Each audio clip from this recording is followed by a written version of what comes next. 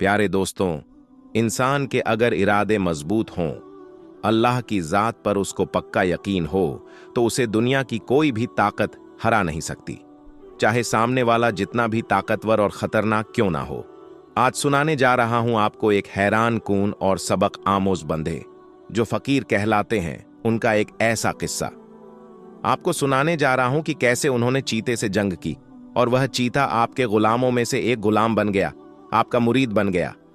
नमाज की हालत पर जब चीता आ गया तो आपने ऐसा क्या किया, आगे हम आपको वीडियो में जरूर बताएंगे, लेकिन आपसे एक छोटी सी गुजारिश है कि इस वीडियो को एक लाइक करके हमारे चैनल को सब्सक्राइब जरूर कर लीजिएगा। दोस्तों, हरात में गैर मुस्लिमों का एक गांव था जहां पर तमाम लोग गैर मुस्लिम थे, अल्लाह पाक की वहदानियत को पहचानते नहीं थे। लेकिन जब अल्लाह पाक किसी पर अपने करम नवाजी करने वाला होता है तो वहां पर अपने नेक बंदों को भेज देता है। यही हुआ था जब एक फकीर बाबा गुर्जर इस गांव से गुजरे। फकीर बाबा उस गांव में दाखिल हो गए। वहां के लोग बहुत घमंडी और लालची थे। जब उन्होंने बूढ़े फकीर बाबा को देखा तो उनका मजाक उड़ाने लगे, यहां तक कि उनके बच्चे भी फकीर बाबा का मजाक उड़ाने लगे। बूढ़े बाबा ने बर्दाश्त किया, क्योंकि उनको उन लोगों पर बहुत रहम आ रहा था कि ये किस जहालत के अंदर डूबे हुए हैं। बूढ़े बाबा ने गांव में एक जगह डेरा जमा लिया।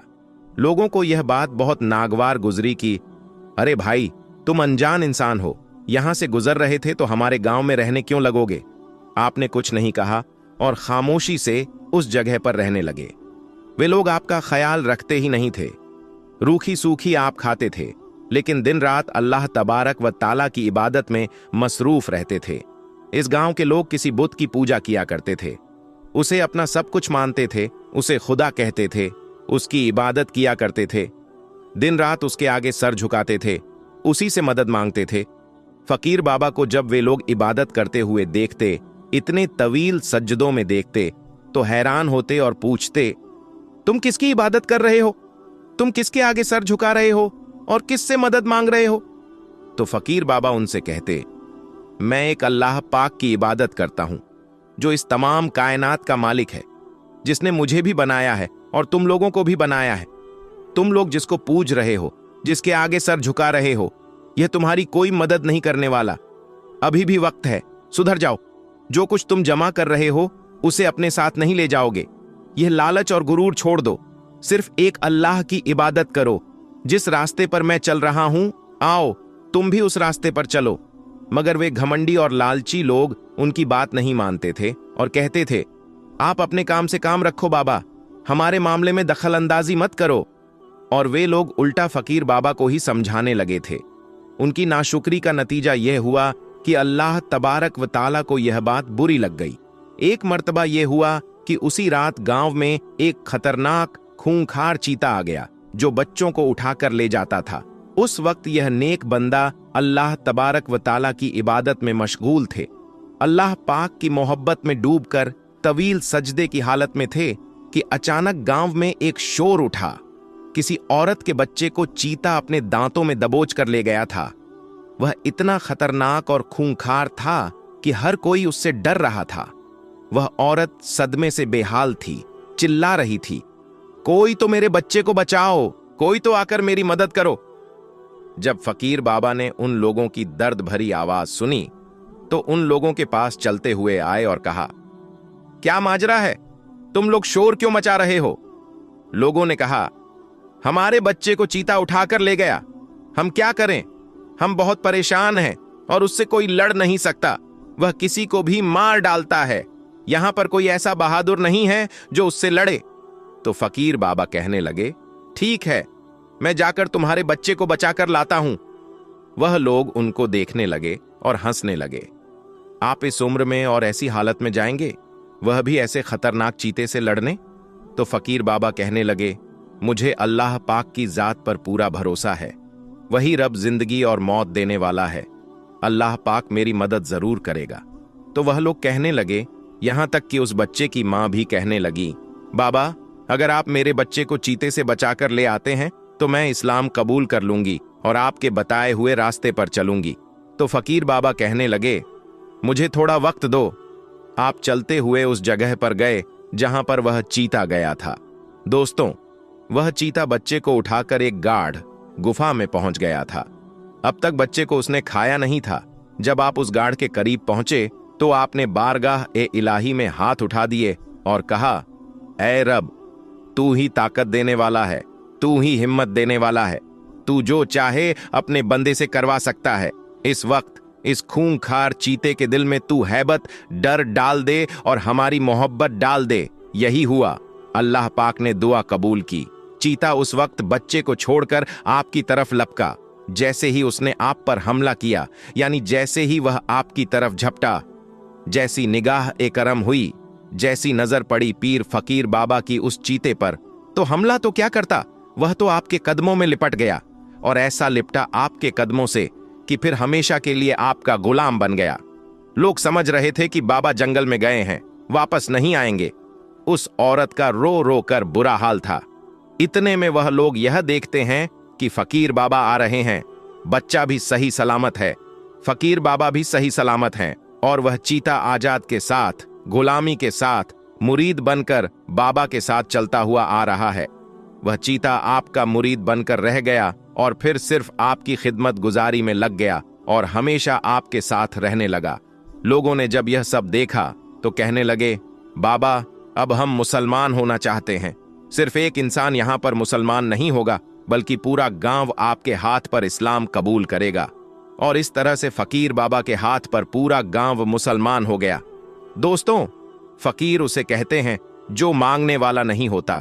जो लोगों से भीख मांगता है उसे फकीर नहीं कहते, बल्कि फकीर वह होता है जिसके लिए दुनिया कोई हैसियत नहीं रखती। वह अपनी जिंदगी हुजूर ए पाक सल्लल्लाहु अलैहि वसल्लम की मोहब्बत में फना कर देता है, अल्लाह पाक के रास्ते में अपनी जिंदगी गुजार देता है।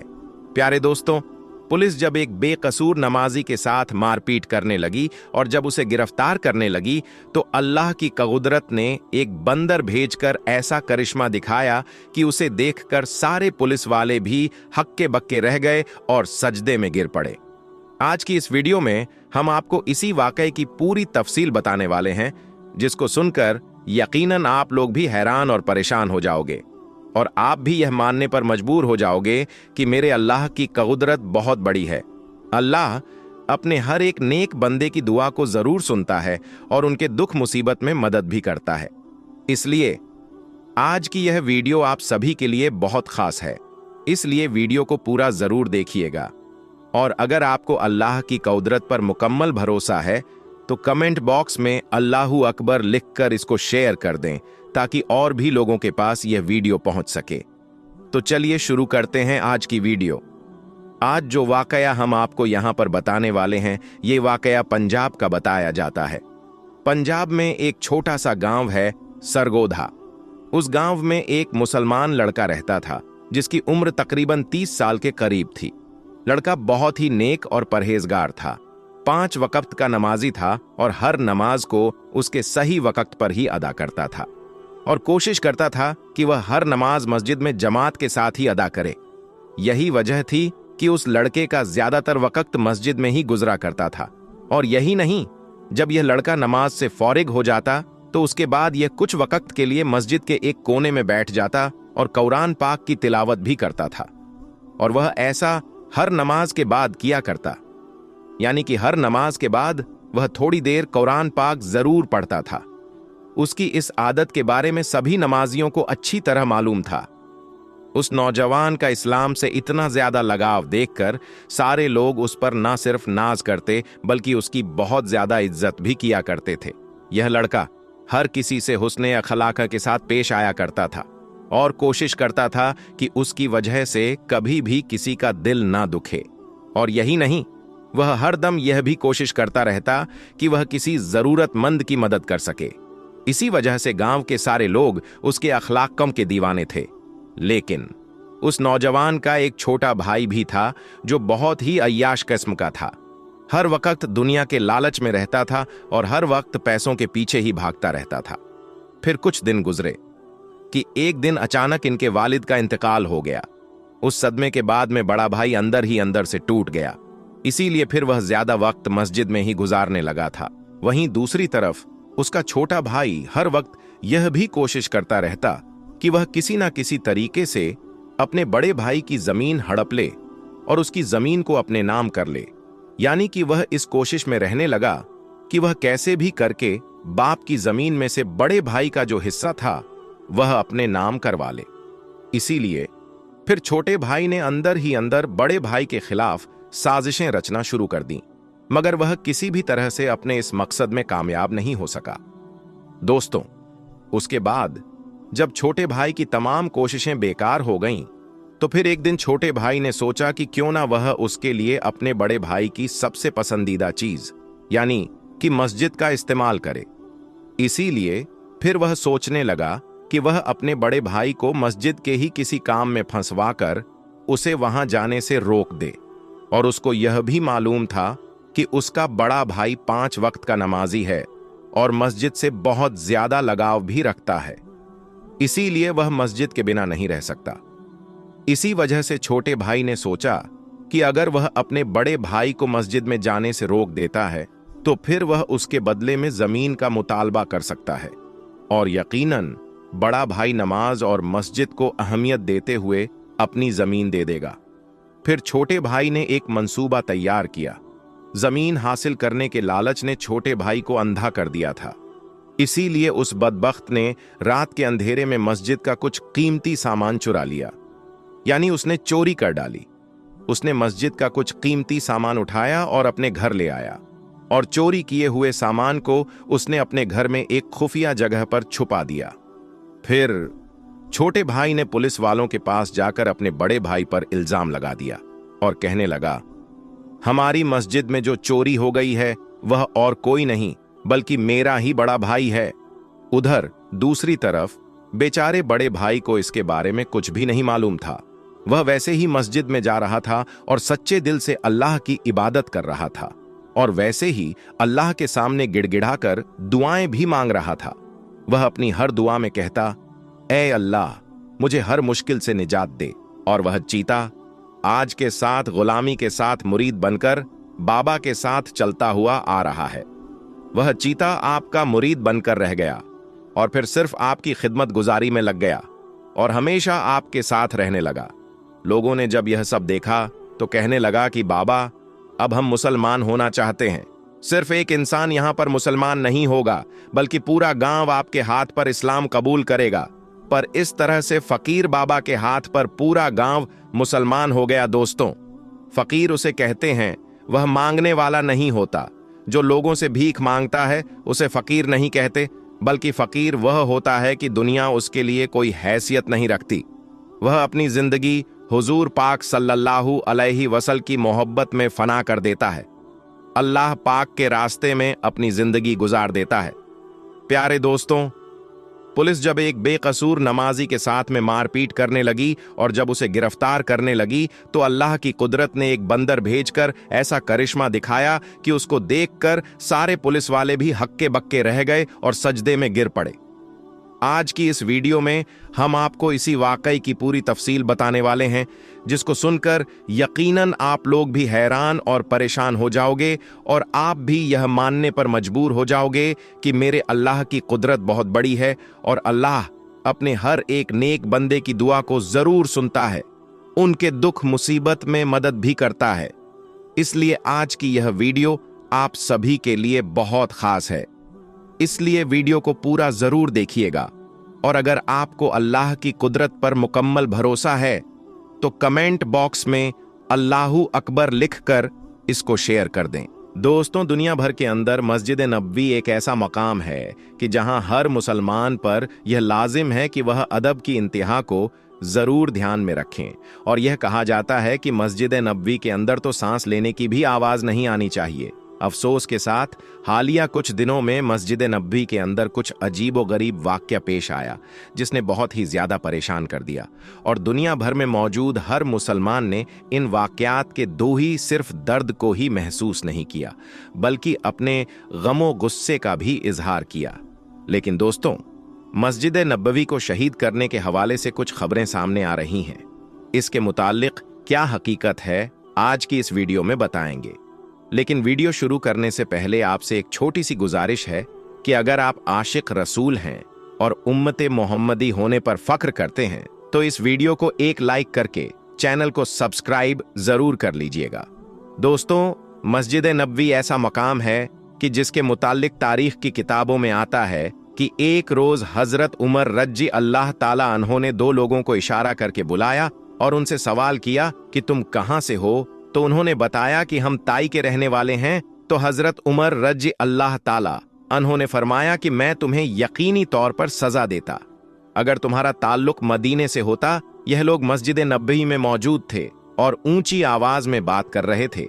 मस्जिद नबवी के अदब और एहतराम को तो अल्लाह ताला ने कुरान करीम में खुद फरमा दिया। सूरा हुजरात के अंदर अल्लाह ताला का फरमान है कि नबी करीम सल्लल्लाहु अलैहि वसल्लम की आवाज से ज्यादा आवाज को बुलंद ना किया जाए, और जिस तरह तुम आपस में जोर जोर से बातें करते हो ऐसे हुजूर पाक सल्लल्लाहु अलैहि वसल्लम के सामने बात ना किया करो। ऐसा करने से तुम्हारे अमाल बर्बाद हो जाएंगे और तुम्हें खबर तक ना होगी। दोस्तों, जब यह आयत नाजिल हुई तो अल्लाह के नबी के एक सहाबी आरो कतार फूट फूट कर रोने लगे और यह कहने लगे कि अल्लाह ताला ने मेरे सारे आमाल बर्बाद कर दिए और यह आयत मेरे लिए नाजिल की गई है, क्योंकि उनकी आवाज कुछ बुलंद थी और वह जब भी बोलते थे ऊंचा बोलते थे। यानी नबी के सहाबी को जिन पर अल्लाह राजी हो और उनके नाम के साथ रज अल्लाह ताला अन्हो लगे हो, उन्हें भी यह शुबा पैदा हो गया कि मालिक ने मेरे आमाल तबाह कर दिए और मेरे लिए बख्श का कोई तरीका नहीं है, और वह इस पर नदामत और गम का इजहार करने लगे। लेकिन अल्लाह के प्यारे नबी हजरत मोहम्मद सल्लल्लाहु अलैहि वसल्लम ने उसे दिलासा दिया और कहा कि यह आयत आपके लिए नाजिल नहीं हुई है। लेकिन दोस्तों, आप ही अंदाजा कीजिए कि जब अल्लाह के प्यारे नबी हजरत मोहम्मद सल्लल्लाहु अलैहि वसल्लम के सहाबी को भी फिक्र लाहिरी क्या औकात है। दोस्तों, मस्जिद नबवी के हवाले से एक इंतहा परेशान कून खबर इस वक्त सोशल मीडिया पर सामने आ रही है, जो कि हर मुसलमान के लिए पहले से कई गुना ज्यादा तस्वीर का बायस बन रही है। इस खबर में बताया जा रहा है कि मस्जिद नबवी को शहीद करने का एक प्रोग्राम किया जा रहा है। इस पर कहा जा रहा है कि इसमें मौजूदा शाह सलमान के बेटे मोहम्मद बिन सलमान भी शामिल हैं। लेकिन दरअसल इसकी हकीकत क्या है, यह समझ लेना बहुत जरूरी है। दोस्तों, एक बरतानिया जरीदे के जानिब से यह लिखा गया है कि नबी करीम सल्लल्लाहु अलैहि वसल्लम का रोज़ा मुबारक, जहां पर आप सल्लल्लाहु अलैहि वसल्लम और आपके रोफाका की कब्र मौजूद हैं, उनकी तौसी की जानी है। इसके बाइस इस इमारत को यानी रोज़ा ए रसूल को शहीद करने का एक प्लान बनाया जा रहा है और इन मुकद्दस कुबू को जन्नतुल बकी में ले जाने के मुताल्लिक सोचा जा रहा है। जिसके बाद ये खबर सामने आने लगी कि माज अल्लाह रोज़े को शहीद कर दिया जाएगा, लेकिन सऊदी हुक्काम की जानिब से इसकी मुकम्मल तौर पर तरतीब की गई है कि ऐसा कोई ऐलान मौजूद नहीं है। दोस्तों, याद रहे कि आकाए दो जहां हजरत मोहम्मद सल्लल्लाहु अलैहि वसल्लम की कब्र मुबारक तक कोई इंसान, कोई जी रूह नहीं पहुंच सकता। आप सल्लल्लाहु अलैहि वसल्लम के रोजे की सुनहरी जालियों में से नजर आने वाला सब्ज पर्दा और इसके पीछे मौजूद 3 ऐसी दीवारें हैं कि जिनमें ना कोई दरवाजा, ना कोई खिड़की और ना ही कोई रास्ता है कि जिससे कोई शख्स अंदर दाखिल हो सके। लिहाजा बरा रास्ता कब्र तक और आप सल्लल्लाहु अलैहि वसल्लम की रोफा के कब्र तक रसाई हासिल करना नामुमकिन है। जबकि रोजे की गुंबद के मुताबिक भी लोग यह सवाल करते हैं कि गुंबद के ऊपर कुछ खिड़कियां मौजूद है। तो दोस्तों, इसकी हकीकत क्या है? तो इसके मुतालिक जान लीजिए कि इन खिड़कियों से रोशनी और हवा तक अंदर नहीं जा सकती, क्योंकि यह मुकम्मल तौर पर सील है और इन्हें एयर टाइट किया गया है। अलबत्ता रोजे की गुंबद के हवाले से बताया जाता है कि यह पहले लकड़ी का बनाया गया और फिर एक दिन तेज बिजली चमकने से उस पर आग लगी और उसी दौरान यह तबाह हो गया। उसके बाद रोजे की गुंबद को ईंट से बनाया गया और फिर इस पर आग लगी और तबाह हो गया। अब रोजे के गुंबद इस तरीके से बनाए गए हैं कि अब मुकम्मल तौर पर महफूज है और इनके अंदर जाने का कोई रास्ता मौजूद नहीं है। बाहर की जानिब जो खिड़कियां नजर आती है उसे मुकम्मल तौर पर बंद किया गया है ताकि कोई भी शख्स और कोई भी चीज अंदर दाखिल ना हो सके।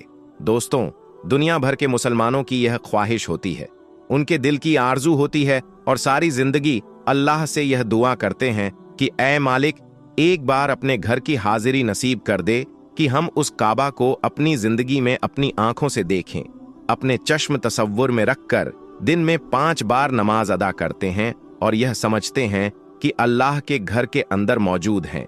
हर मुसलमान यह ख्वाहिश करता है कि ए मालिक, हम अपने उम्रे अदा करने के लिए काबे का काबा यानी मस्जिद नबवी की हाजिरी नसीब हो जाए तो वही इंतहा खुशकिस्मत होंगे और अल्लाह का शुक्र अदा करेंगे। रोजा रसूल सल्लल्लाहु अलैहि वसल्लम में जाकर हाथ बांधकर सलाम पेश करें।